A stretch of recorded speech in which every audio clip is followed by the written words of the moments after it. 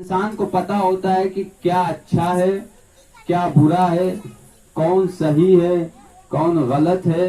और इसके लिए इस सोशल मीडिया पे और इस मॉडर्न जमाने में और इस तरक्की याफ्ता दुनिया में हजारों तरीके हैं।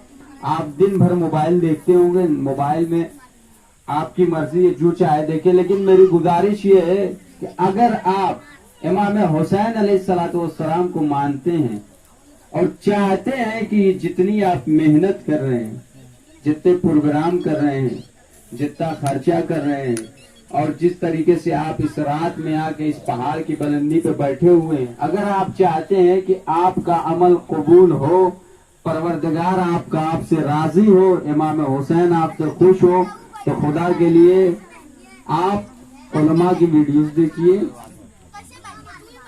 और उसके बाद देखिए कि कौन क्या बयान कर रहा है। आप न सुन्नी को देखिए न शिया को देखिए, मजहब से हट के आप हकीकत की निगाह से देखिए और दोनों की बातों को सुन के आप खुद फैसला कीजिए कौन गलत है और कौन सही।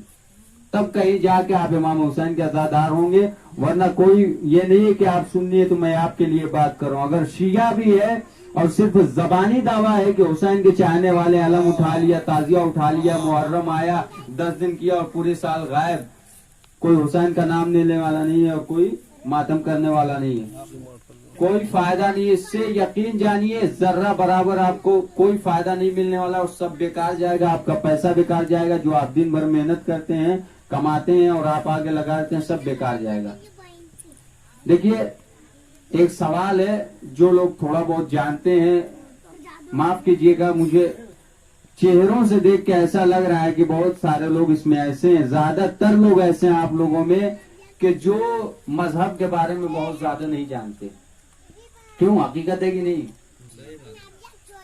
भाई? बोलिए, ये समझिए दर्स हो रहा है। आप लोगों ने उलमा से सुना होगा, ये मजलिस नहीं है, ये एक दरसगाह है, क्लास है। इमाम खुमैनी जिन्होंने ईरान में इनकलाब बर्पा किया, फरमाते हैं कि मजलिस हुसैन में आओ तो कुछ सीख के जाओ। अगर तुमने मजलिस हुसैन से कुछ नहीं सीखा तो 2 महीना 8 दिन तुम्हारा बर्बाद गया, तुम्हारे लाखों करोड़ों रुपए खर्च हुए, कोई फायदा नहीं अगर तुम्हारे अंदर चेंजिंग ना आई। और खुद कुरान में आप इमाम खुमैनी को नहीं जानते, नहीं मानते, कोई बात नहीं, कुरान तो आप मानते हैं। कुरान मानते हैं कि नहीं भाई? बोलो थोड़ा सा, मानते हो? कुरान जो कहेगा उसे मानोगे? चाहे सर कट जाए, हर मुसलमान का ईमान है, लेकिन कुरान से हम नहीं हटेंगे, है कि नहीं? आपका अकीदा है कि नहीं? अगर कुरान पे बात आए आप सब बोलेंगे, सर कटाने के लिए हर मुसलमान तैयार है, लेकिन कुरान को कोई झूठा नहीं कह सकता। ये आपका ईमान है कि नहीं? कुरान कह रहा है कि तुम्हारे लिए दोनों रास्ते हमने खोल दिए हैं, हिदायत का रास्ता, गुमराही का रास्ता। और याद रखो, अल्लाह सिर्फ और सिर्फ साहिबाने अक्ल के अमल को कबूल करता है। जो लोग दुनिया में देखते हैं और देखने के बाद यूं ही अमल नहीं करते, गौर व फिक्र करते हैं, और गौर व फिक्र के बाद जो सही चीज होती है उसे लेते हैं और गलत चीज को छोड़ देते हैं, अल्लाह उनके अमल को कबूल करेगा। वरना हम मुसलमान हैं, जबान से दावा करते रहे, कोई फायदा होने वाला नहीं है और ठिकाना सिर्फ और सिर्फ जहन्नम होगा, उसके अलावा कुछ नहीं होगा। एक सलवात पढ़कर मोहम्मद अज़ीज़ान मोहतरम, मैं तारीख के 2-3 वाकयात आपके सामने पेश कर रहा हूँ बहुत जल्दी। अब आप और आपसे सवाल भी करूंगा और आपको बताना पड़ेगा कि कौन सही और कौन गलत। यहाँ पे माशाल्लाह कोई पागल नहीं, और अगर किसी के दिमाग पे कोई असर हो तो मौला हुसैन के सदके में वो शिफायाब हो जाए, परवरदिगार उसे ठीक करे। इस्लाम जब इस दुनिया में आया, आप देखिए, सबसे पहली बात, अगर आप 12 इमाम को मानते हैं, आप लोग 12 इमाम को मानते हैं, नबी को मानते हैं, नबी कितने हैं? नहीं, आप लोग बताएं नबी कितने हैं? नहीं मालूम है। देखिए हमारे नौजवान भाइयों को इस मजहब का कोई फायदा नहीं है। मजहब का मतलब ये है, अगर आप अपने माँ बाप को जानते हैं तो सिर्फ ये न कहे कि हमारे माँ बाप हैं, इससे कोई आप उनकी सीरत पे चलिए, आप उनकी बातों को मानिए, आप देखिए कि उनमें अच्छाई क्या है, बुराई क्या है, आप देखिए वो कौन सी बातों की तरफ हमें बुला रहे, कौन सी बातों से रोक रहे हैं, तब कहीं जाके आप एक अच्छे माँ बाप की अच्छी औलाद कहे जाएंगे। वरना सिर्फ ये कह देने से हमारे बाप हैं, कोई मसला नहीं है। सिर्फ इतना कह देना कि इमाम हुसैन हमारे इमाम है, हम इमाम हुसैन को मानते हैं और हम 12 इमाम को मानते हैं। क्या आप में से किसी को ये बात पता है कि किस इमाम की वालिदा का क्या नाम था, किस इमाम के बाप का? सारे इमामों का पता है? नहीं पता होगा। तो क्या फायदा? सिर्फ जबान से कह देने से कोई फायदा है? आप लोग खुद बताइए, फायदा है कोई? कुरान पढ़ना किसी को आता नहीं। अल्लाह ने कुरान क्यों भेजा है दुनिया में? पढ़ने के लिए भेजा है ना, पढ़ने के लिए भेजा है। और कुरान से घर में खैरो बरकत होती है, बलाएं दूर होती हैं। सबका अकीदा है कि नहीं? सबका अकीदा है। लेकिन अगर आपको कुरान पढ़ना ही नहीं आता, आप गिलाफ में कुरान बंद करके रख दीजिए, धूल मिट्टी गर्द उस पर पड़ रही है, आपको कोई फायदा होगा? कोई फायदा होगा? कोई फायदा नहीं होगा।